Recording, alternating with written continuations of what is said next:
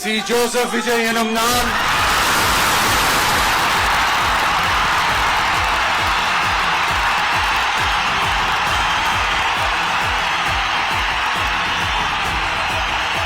சட்டப்படி அமைக்கப்பெற்ற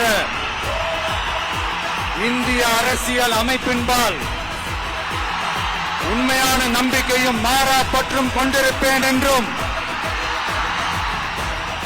இந்திய நாட்டின் ஒப்பில்லாத முழு முதல் ஆட்சியையும் ஒருமையையும் நிலை நிறுத்துவேன் என்றும்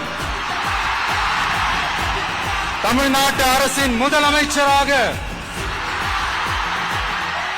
உண்மையாகவும் உளச்சான்றின்படியும் என் கடமைகளை நிறைவேற்றுவேன் என்றும்